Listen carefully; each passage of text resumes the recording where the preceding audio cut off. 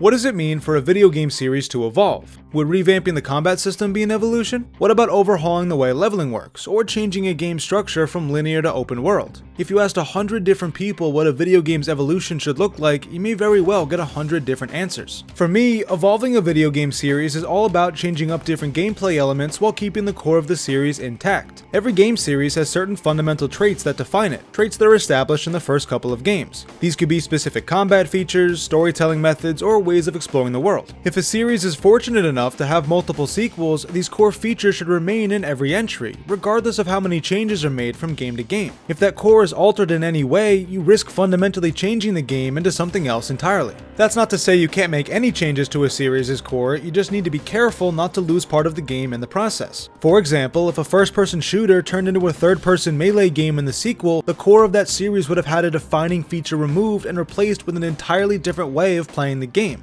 That's not a video game evolution, that's making a completely new type of game with the same characters. Take the Halo series for instance. When I first played Halo 3, I expected it to play like Halos 1 and 2. I should be making my way through a series of missions, mowing my way through waves of Covenant with a variety of human and alien weapons. The objectives of each mission may be different, the maps may be bigger, and there may be new weapons to use, but the game should still play like a typical Halo game, which it did. Now, if Halo 3 had instead been played in the third person with swords and no guns, that wouldn't have been Halo anymore, even if the story and characters had stayed the same. That simple change in combat would have fundamentally changed the core of what Halo was, creating an entirely new experience that didn't fit with the rest of the series. While this may be an extreme example, it demonstrates the point I'm trying to make. Evolving a video game series doesn't simply mean making significant changes to it. It means finding new ways to play the same game. I think the best example of a proper video game evolution is what the Legend of Zelda series did in Breath of the Wild. For decades, Legend of Zelda games followed the same basic structure. You complete a series of dungeons, find the Master Sword, and save Hyrule. Along the way, you obtain items in each dungeon that are used to solve puzzles and defeat certain enemies, proceeding in a basically linear manner the entire game. To be honest, I would have been fine if Nintendo had kept this structure in every Zelda game forever. The Legend of Zelda is one of my favorite gaming franchises, and I would have been perfectly happy to get the same game every few years with new dungeons, lore, abilities, and art style. However, I know that many people felt the series was getting stale and needed something new. In response to that feedback, Nintendo decided to go back to the drawing board and figure out how to make The Legend of Zelda feel new again. They tried to identify the constant, unchanging features that every Legend of Zelda game needs to have, and separate them from features that had simply become conventions of the series. They then experimented with new gameplay ideas to find ways to take the traditional Zelda experience and present it in new and interesting ways. Nintendo actually posted a series of videos on YouTube where they go through the process for creating this new game in detail. The videos walk you through the development process to explain how the developers tried to evolve The Legend of Zelda while staying true to the series' identity. If you haven't checked these videos out before, I highly encourage you to do so. The result of these changes was Breath of the Wild, a game praised for its innovation and the freedom it gives you to play the way you want to play. It successfully took the core elements of a Legend of Zelda game and presented them in new and refreshing ways. While there were some pretty significant changes made to the game's systems, these changes don't compromise the identity of the game. At its core, Breath of the Wild still feels and plays like a Legend of Zelda game.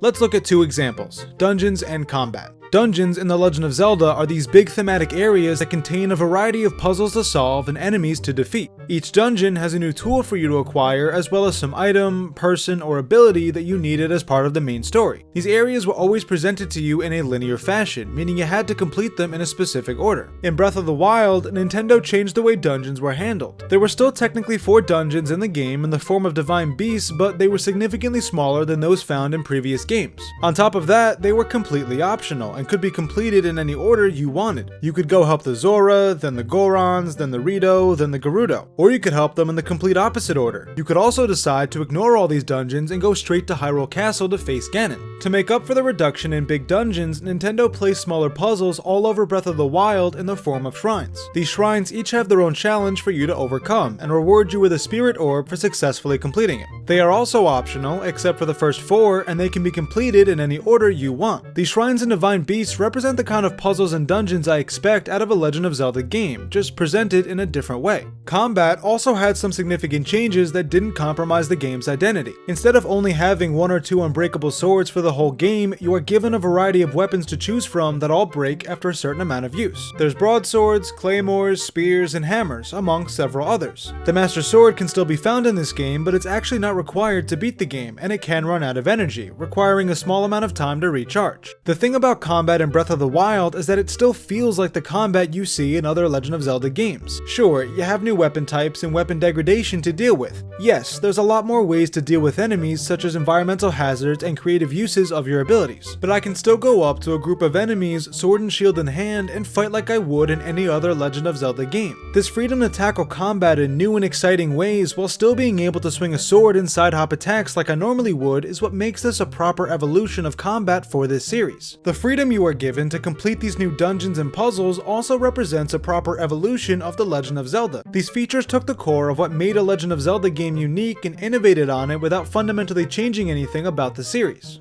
A bad example of a proper video game evolution can be found in the Paper Mario series. Both the N64 game and the Thousand Year Door are RPGs that feature turn-based combat systems, engaging stories, and diverse characters. These are the things I expect any future Paper Mario game to have, no matter what changes get made to the series. However, if you look at all the games that came after the Thousand Year Door, you'll see that at least one of these core elements is fundamentally changed in some way. Super Paper Mario removed turn-based combat and replaced it with a real-time system. Sticker Star, Color Splash, and the Origami King all technically had turn-based combat, but it was completely different from the system found in the first two games. Those last three games also had generic characters and stories, separating them further from what the series is known for. Every game from Super Paper Mario onward has basically been an action-adventure instead of an RPG. The core of the series was so dramatically changed that Nintendo created an entirely new type of game instead of evolving the franchise. Now, I love Super Paper Mario. It has a great story and retains many of the elements found in the first two games, including a leveling system. But, to be fair and consistent in my argument, I have to acknowledge the fact that changing the combat system from turn-based to real-time fundamentally changed the game. Even though I enjoyed it as a one-off experience, I always wanted Nintendo to undo this change and restore the core of Paper Mario for future games. I wanted them to innovate off of the series' core features and create new ways to play the same Paper Mario experience.